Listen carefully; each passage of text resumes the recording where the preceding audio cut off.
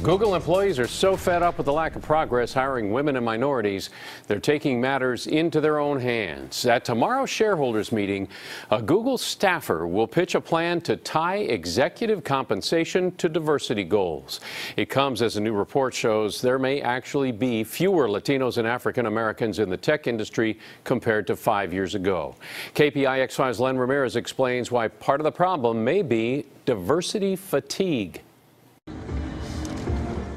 The faces in the crowd at Apple's Worldwide Developer Conference show that in 2018 there are still very few women and minorities in the high-tech industry. I come into the room, I'm the only black face. One iOS developer says diversity efforts aren't working because he says it's like this at practically any tech gathering in Silicon Valley or England where he's from. So it's a problem across not just Apple but so many different technology industries. So yeah, it's definitely failing, and I hope there's more people can realize it is a problem. Over the past decade, many companies focused on diversifying their workforce, but one report found that between 2007 and 2015, the number of African American and Hispanic professionals in Bay Area tech actually dropped, and the number of women in tech also dropped during the same period.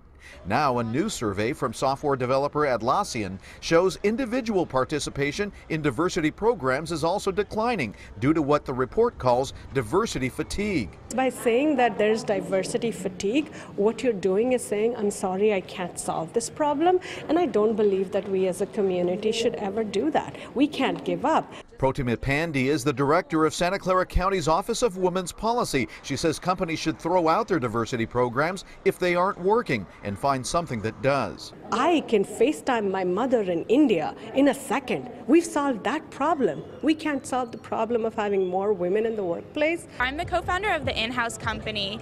Jade Lockhart hopes to solve part of the problem herself. She's one of 4 young African American women who co-founded an app company that makes it easy to donate spare change to colleges and universities. Often I'm one of the only black women, especially as a college student as well, but it's a really exciting experience for me to get to encourage other black women to get into the technology field. She hopes to someday hire a large and diverse workforce for her own company, and that, she says, will make it even better. In San Jose, Len Ramirez, KPIX 5.